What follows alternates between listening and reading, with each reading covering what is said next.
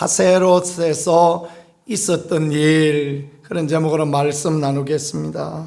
하세롯이라는 곳에 머물러 있을 때에 미리암과 아론이 모세의 잘못을 지적했던 그런 부분이 말씀에 나옵니다. 1절에 보니까 모세가 구스 여자를 취하였더니 그 구스 여자를 취하였으므로 미리암과 아론이 모세를 비방하니라, 그렇게 말씀했습니다.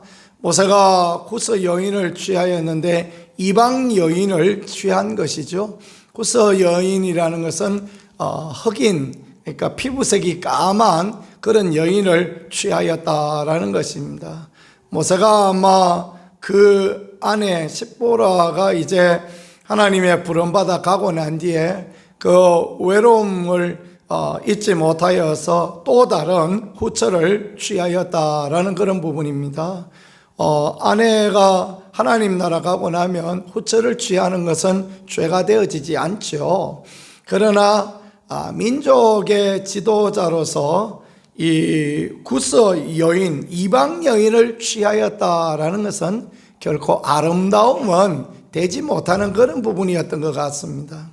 하나님께서 모든 이방 사람을 다 취하지 말라 말씀하셨나? 그렇지는 않습니다. 그러니까 국제결혼은 전부 죄다, 그렇지 않아요. 하나님께서 누구하고 결혼하지 마라 말씀하시냐 하면 가나안 여인하고는 결혼하지 말라라는 거 말씀하십니다. 가나안은 우상 숭배하는 사람들이요, 그들은 근본적으로 하나님의 은혜가 없는 백성, 하나님이 떠난 백성이기 때문에 하나님께서 가나안 여인하고는 결혼하지 말라 말씀하셨지, 모든 이방 여인하고 다 결혼하지 말라. 그러면 하나님 택한 백성은 절대 어떤 국제결혼도 할 수 없고, 믿지 않는 사람하고, 오늘 영적으로 말하자면 이방인은 믿지 않는 사람이라고 표현할 수도 있지 않겠습니까? 그럼 믿지 않는 사람하고 결혼하지 말아야 되느냐? 그런 부분은 아니죠, 그죠? 그런 부분은 아닙니다. 근데 이제 모양적으로 볼 때 모세가 구스 여인을 취하였다라는 것은 그 덕스러운 것은 아니었다라고 생각할 수 있겠습니다. 그럴 때에 미리암과 아론이 모세를 비방하였다, 그렇게 표현했는데요. 이 비방하다라는 이 단어의 그 성격이 여성 명사입니다. 그러니까 둘이 이렇게 짝짝꿍이 되어져서 형님하고 누이하고 모세를 비방하고 그런 문제가 되어졌는데, 더 적극적으로 미리암이 이제 모세를 비방하는 그런 부분이 있었다라는 걸 말씀하죠. 그래서 하나님께서 이제 그들에 대해서 책망하시는 말씀, 그것들이 오늘 말씀에 나오는데, 하나님께서 부르셔서 그 미리암과 아론을 부르셔서 미리암에게 이제 진노하시고, 그러니까 미리암이 문둥병에 걸렸다라는 그런 부분이 오늘 말씀이 되어집니다. 그럼 모세는 그러면 이런 상황에서 어떻게 반응했느냐? 3절에 보니까 이 사람 모세는 온유함이 있지만에 모든 사람보다 더하더라. 모세는 아무 말도 안 했다라는 것입니다. 모세는 그럴 때 온유함으로 대하였다. 모세가 온유한 사람입니까? 모세는 온유한 사람 아니죠. 모세는 온유한 사람이 아닙니다. 그건 성격이 불같은 사람이죠. 하나님은 그런 불같은 사람들을 좀 들어 사용하시는 것 같습니다. 베드로, 야고보, 요한도 그런 사람들이었고, 모세도 마음에 안 맞으니까 막 히브리 감독관을 때려 죽이고 막 난리가 났었죠. 그리고 또 나중에 이제 좀 더 나와보면 머리바의 우물에서 막 지팡이로, 명령해야 되는데 지팡이로 반석을 치고 막 그런 상황도 생기고 그러지 않습니까? 모세가 다 온유하였다라는 거 그렇게 볼 수 없는데, 여기 온유하였다라는 게 어떤 단어이냐면 야생마가 길들여지듯 하다, 그 말입니다. 야생마가 벌쩍벌쩍 뛰는데 조련사가 길을 들였더니 이제는 주인의 용도에 합당한 그런 말처럼, 순한 말처럼 되어졌다. 모세는 성품적으로 보니까 굉장히 욱하는 성질도 있고 막 성질머리가 나쁩니다. 우리하고 다 비슷하죠. 우리 다 연약함 가지고 있지 않습니까? 그렇습니다. 그런데 하나님께서 은혜 주시니까 하나님 쓰시기에 합당한 사람 되었다. 우리 모두가 그와 같은 사람 되어질 수 있기를 예수님 이름으로 축복합니다. 이게 참 하나님 앞에 귀함이 되어지는 것입니다. 자, 미리암과 아론이 이제 모세를 비방하였다 그랬는데 뭘 비방하였느냐? 2절에 보니까 그들이 여호와께서 모세와만 말씀하셨느냐 우리와도 말씀하지 아니하셨느냐 하며 여호와께서 이 말을 들으셨더라. 이 권위에 대한 부분을 도전했다라는 것을 가르쳐주고 있는 것입니다. 예를 들어서 모세 너 왜 이방 여자를 취하였느냐? 그게 하나님 앞에 옳지 않다. 그 정도 이야기했더라면 하나님이 화를 내시고 하나님이 그 미리암한테 문둥병이 걸리게 그렇게 안 하셨을 것입니다. 그런데 하나님이 싫어하시고 미워하신 건 뭐냐면 하나님이 모세를 세우셨어요. 하나님 모세를 세워서 모세에게 대면하여 말씀하시고 오늘 말씀과 같이 선지자들이 있고 또 그래서 그 선지자들에게 하나님께서 때로 환상으로 꿈으로 그렇게 말씀하시고 그렇게 하셨지만 모세와는 대면하여 주셨다. 하나님께서 모세와 친밀함을 누리고 모세를 민족의 지도자로 그 시대의 지도자로 세우셨다라는 그런 부분입니다. 그런데 그 부분에 대하여서 미리암이 비판하였다. 미리암이 그 부분에 대한 지도력을 인정하지 않았다라는 것, 하나님이 그것을 싫어하신다라는 것입니다. 하나님이 세우신 지도력과 권위에 대하여서 왜 권위의 부분에 대해서 걸고 넘어지느냐, 마음에 안 드는 거죠. 그러니까 좀 잘못한 게 있으니까 그놈 가지고 그냥 물고 늘어져서 결국은 지도력에 흠집을 내는 그런 부분을 말씀하여 주시는 부분입니다. 그래서 하나님께서 싫어하시는 것입니다. 모세를 세우신 이가 하나님이시요 모세 뒤에 계시는 이가 하나님이시요 모세는 하나님의 권위를 가지고 지금 일하고 있는 것입니다. 그 개인의 조금 연약한 부분이 있다 할지라도 하나님의 권위로 일하고 있으니 그 하나님의 권위에 대하여서 말하지 말라. 그게 오늘 말씀의 핵심이 되어집니다. 자, 여기서 쉽게 이야기해 보면 그러면 하나님이 권위로 세우셨으면 잘못해도 잘못했다고 말할 수 없느냐? 아닙니다. 그렇게 본문을 이해하면 굉장히 잘못 이해하는 것입니다.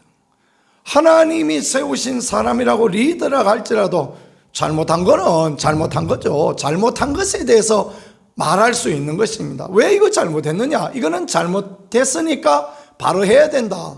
뭐 그게 큰 문제가 아닌 것입니다. 그거는 그럴 수 있는 부분이죠. 그런데 하나님이 세우신 권위의 문제, 지도력의 문제를 가지고 브레이크를 거니까 하나님께서 싫어하시는 거예요. 그건 하나님이 세우시고 하나님과 연관되어져 있기 때문의 것입니다. 모세가 잘못한 것, 구스 여인을 취한 것, 어떤 사람들은 이 부분을 어거지로 해석하는 그런 해석을 하는 사람들이 있습니다. 그러니까 이 모세가 취한 구스 여인이 모세의 아내였던 시브라였다.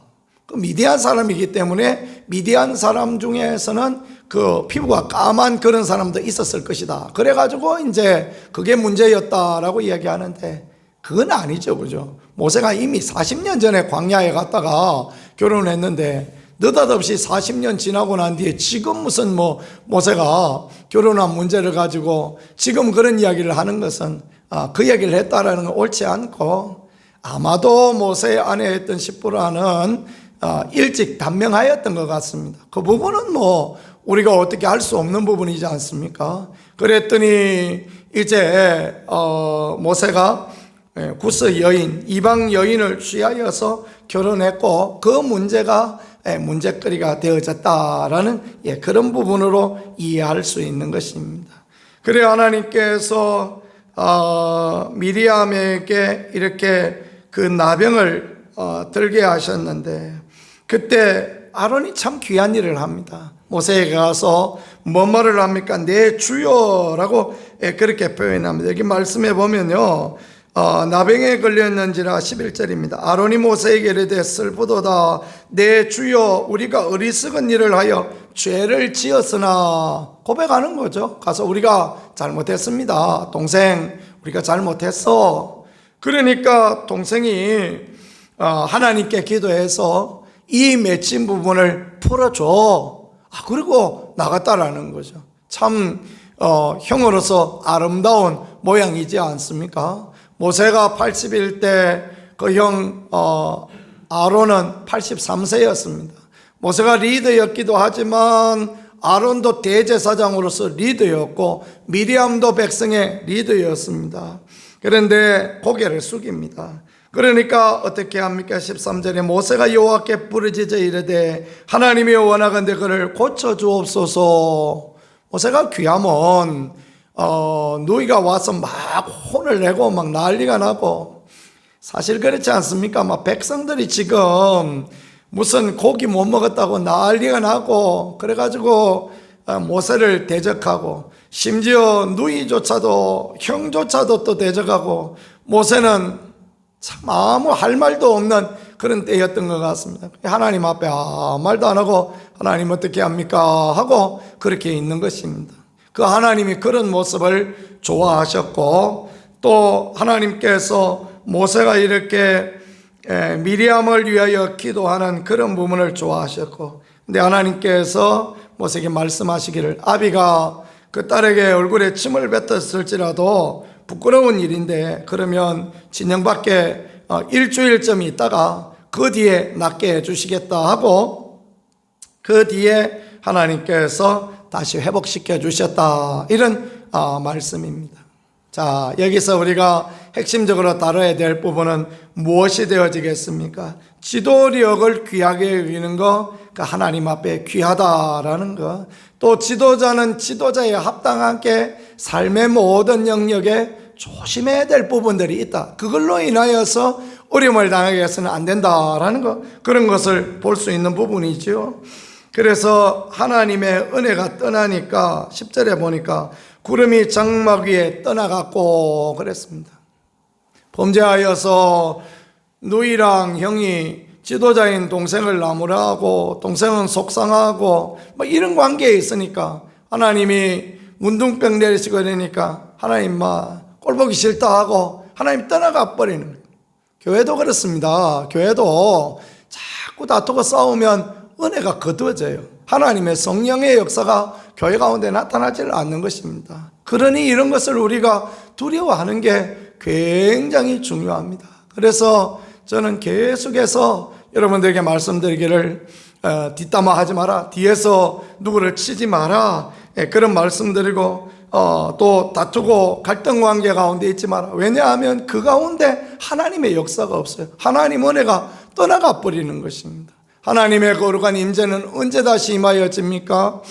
그 아론이 가서 모세에게 야야 내가 잘못했다, 동생 내가 잘못했네, 용서해줘, 그리고 누나 위해서 기도해줘. 그러니까 마음이 풀어졌어요. 모세가 누나를 위하여 간절하게 하나님 고쳐주시옵소서, 하나님 나는 막 그 꼴을 보기 싫습니다, 그래 안 하고 하나님 고쳐주시옵소서 이렇게 하니까 하나님의 임재가 다시 그 공동체 가운데 임하여지는 것 아닙니까? 우리는 교회에서만 보고 다음에 안 볼 사람들인가? 그렇지 않습니다. 우리는 다음에 천국에서 다 같이 볼 사람들입니다. 연약하고 약한 부분, 그래서 예수님이 우리 위하여 십자가를 져주셨고 우리는 다 같이 약한 부분들이 있어요. 그 약한 부분을 드러내어서 그를 힘들게 하고 고통스럽게 하지 아니하고 아름답고 좋은 관계를 맺고 서로가 서로를 위하여 기도해주고, 또 하나님 앞에 허물과 죄가 다 가려지고, 허물과 죄를 가리움 받은 사람은 복이 있다 말씀하지 않습니까? 그렇습니다. 그럴 때 공동체 가운데는 은혜가 있고 공동체 가운데는 하나님의 축복과 하나님의 도우심이 있는 것 같습니다. 그동안 어땠던가, 그거는 이제 옛날 이야기고, 오늘을 살아가는 우리가 이런 말씀을 보면서 서로 마음이 하나 되어지고 뜻이 하나 되어서 하나님의 교회를 세워가고 하나님의 교회 가운데 성령의 은혜가 임하여지기를 간절히 소망하고, 이런 것은 하나님 앞에 너무너무 귀함이 되어지지 않겠습니까? 부정적이고 악한 모든 영향력 끊어버리고 교회가 덕스럽게 아름답게, 가정이 덕스럽게 아름답게 세워질 수 있는 거룩한 은혜가 우리 모두 가운데, 우리 교회 가운데 있기를 우리 주 예수 그리스도 이름으로 간절히 축복합니다.